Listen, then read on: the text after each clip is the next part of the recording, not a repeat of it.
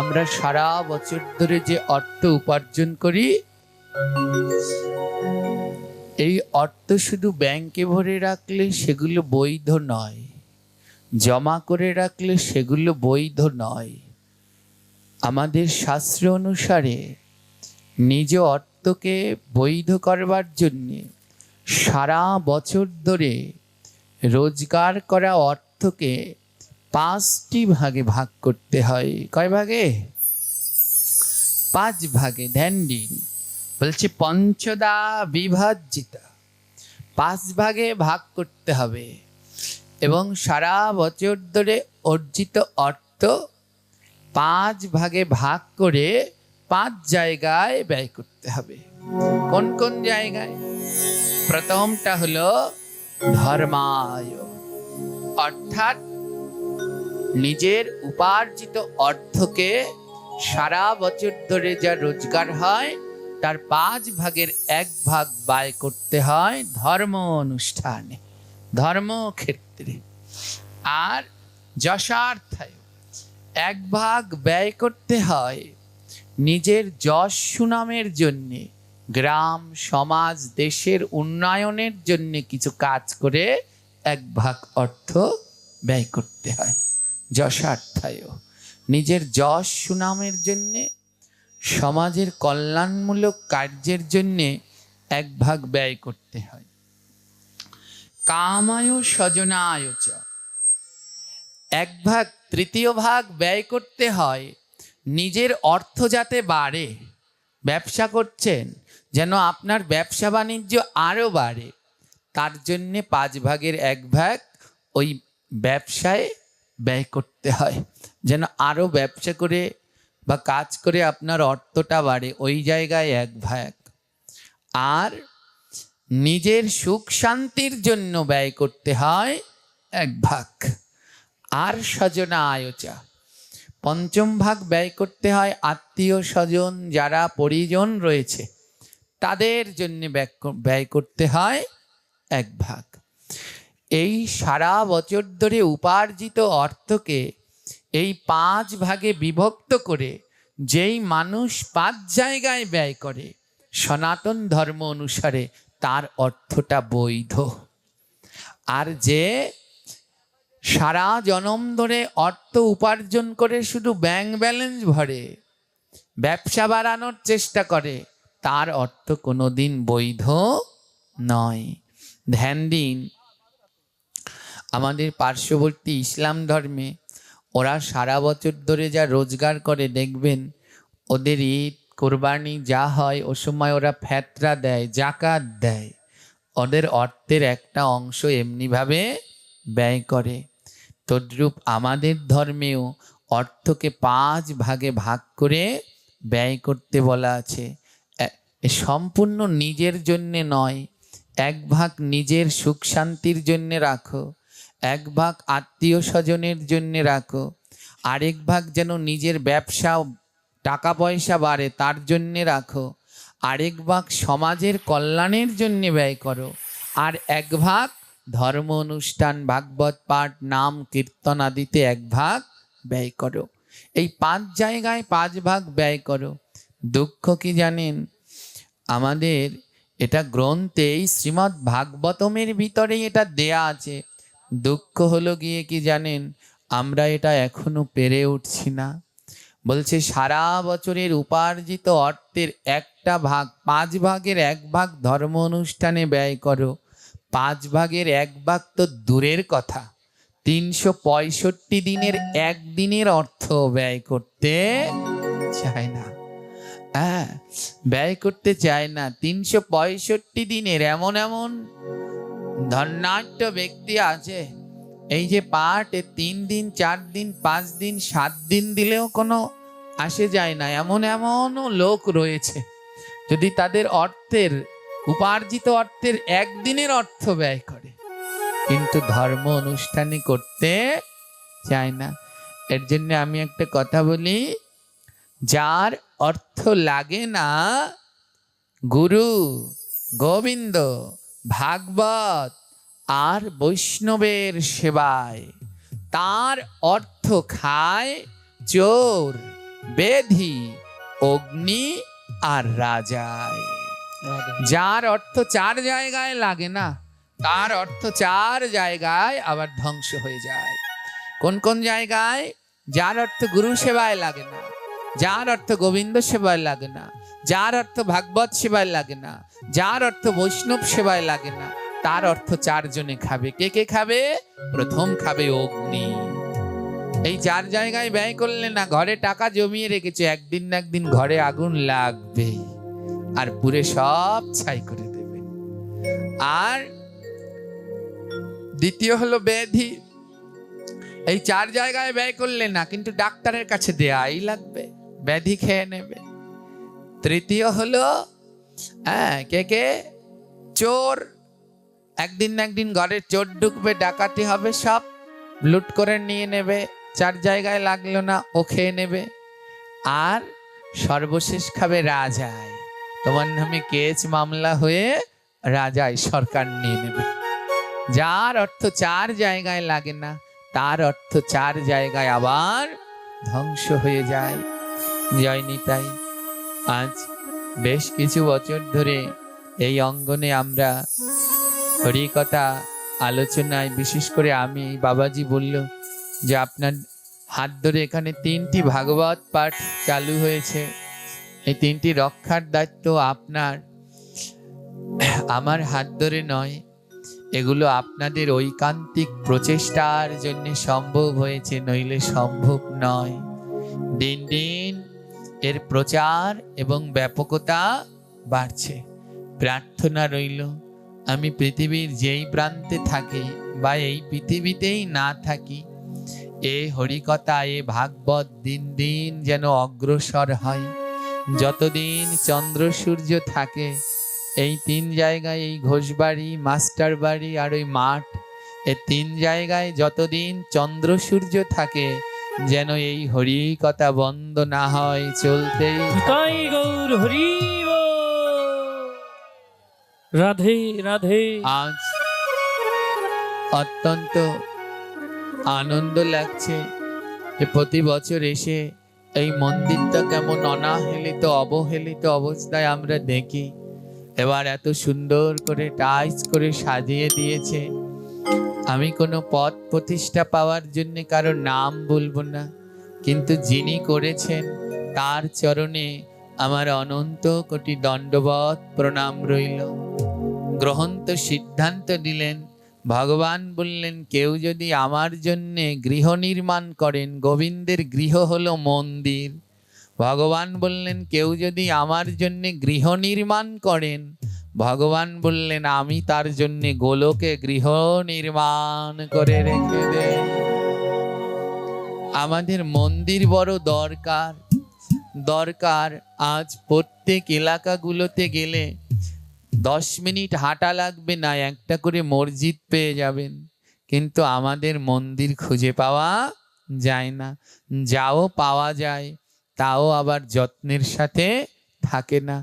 আজ অত্যন্ত যত্নের সাথে এই মন্দির ফুটে উঠেছে।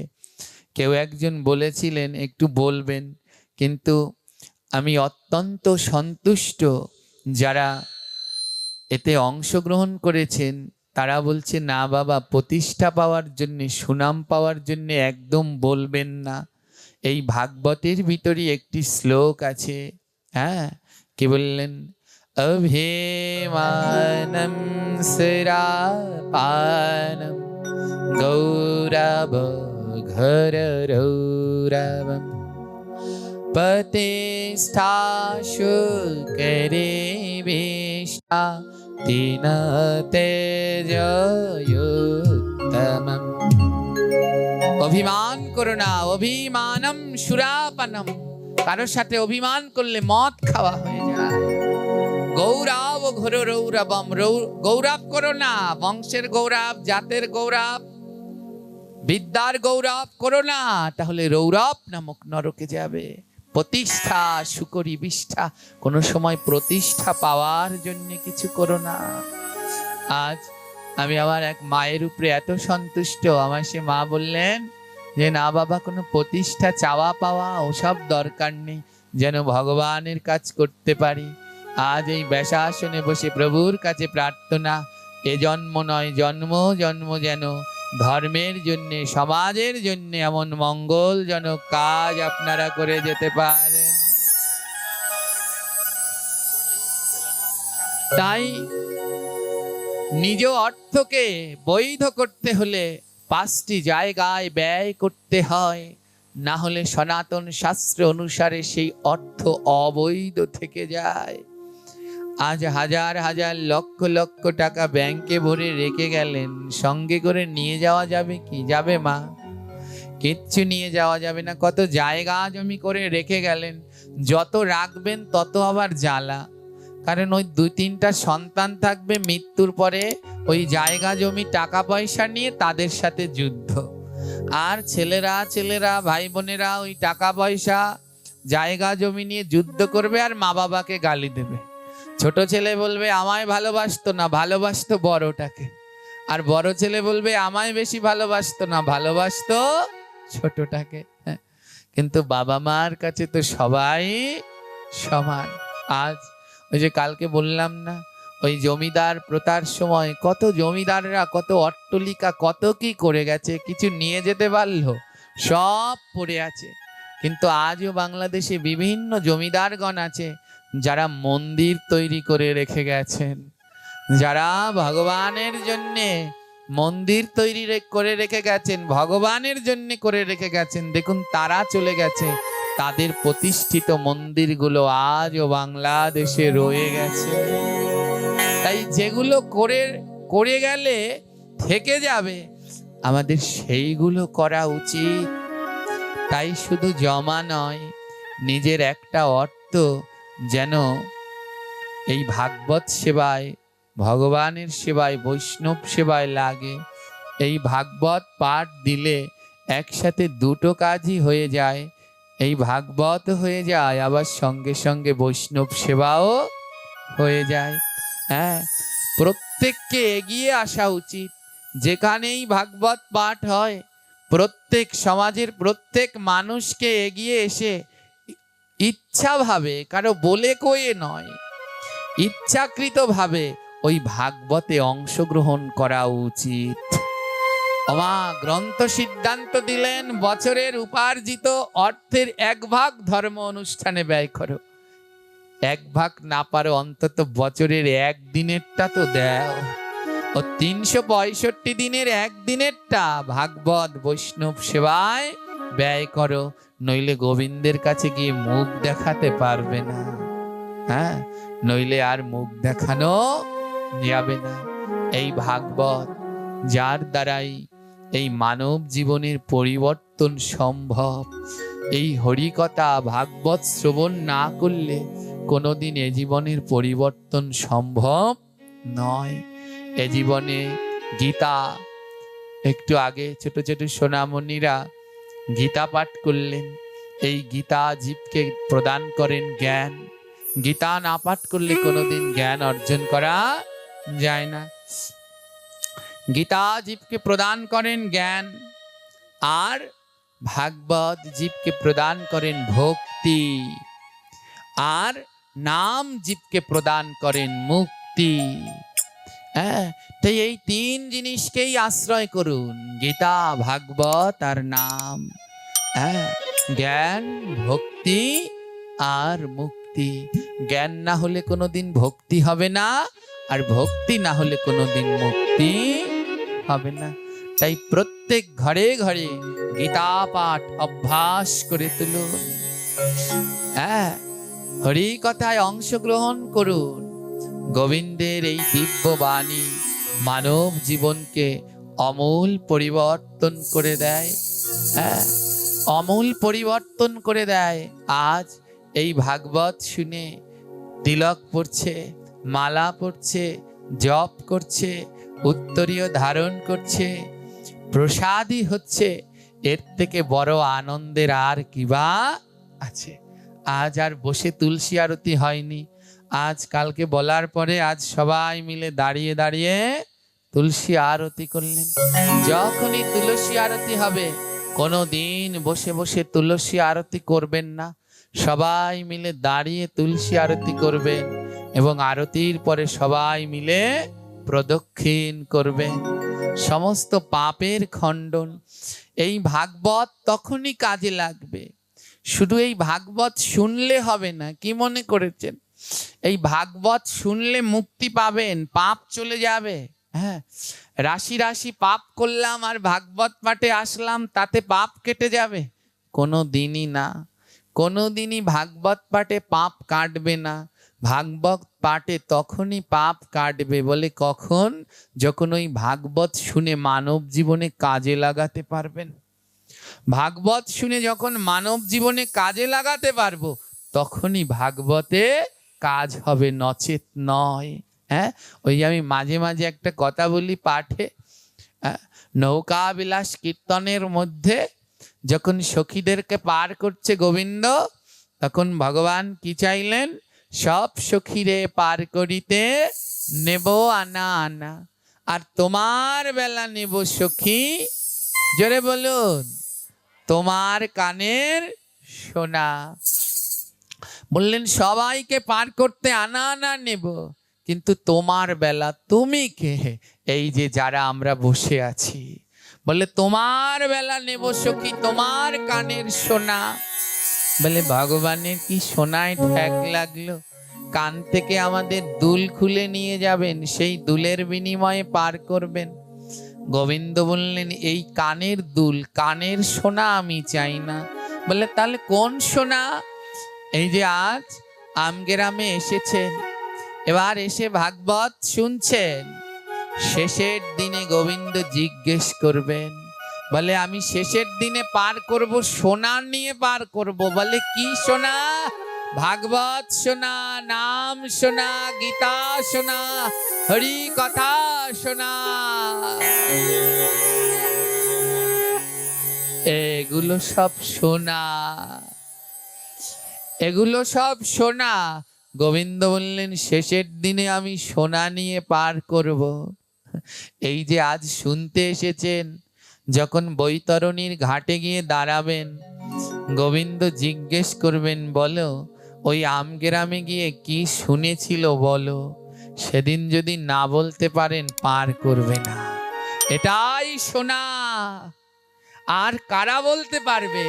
যারা শুনে পালন করেছে তারা পারবে। যারা কালকে পাঠ শুনে শুনে মনে রেখেছে না তুলসী আরতি বসে বসে করা যাবে না, আজ সবাই মিলে দাঁড়িয়ে করলো, এরা এরা পার হতে পারবে, কারণ এরা শুনে পালন করেছে, এরা ভুলবে না। হ্যাঁ, ভুলবে না। যারা শুনেছে যে গলায় তুলসীর মালা না থাকলে কোনোদিন কৃষ্ণ কৃষ্ণ ভক্তি লাভ করা যায় না। হ্যাঁ, যারা এটা শুনে মালা পড়ছে, তাদের মনে থাকবে যে আমি এখানে এসে ভাগবত শুনে মালা পড়েছিলাম, গোবিন্দের কাছে গিয়ে বলতে পারবে, প্রভু ওইখানের পাঠে গিয়ে আমি মালা পড়েছিলাম, এটা সোনা। তাই বললেন সব সখীরে পার করিতে নেব আনা আনা, কিন্তু তোমার বেলা নেব সখী, তোমার কানের সোনা। কি শুনেছো ওটা আমি নেব শেষের দিনে। তাই মাগো, এই শুনলে হবে না, শুনে এগুলো মানব জীবনে পালন করতে হবে। আর শুনে যদি মানব জীবনে পালন করতে পারেন, তাহলে এই ভাগবত শোনা সার্থক, নচেত হাজার ভাগবত দিয়েও এর কোনো সার্থকতা নেই। আজ এই হরি কথা শুনে মানব জীবনে পালন করুন, মানব জীবনে পালন করে এ জীবন ধন্য করুন, পুণ্য করুন।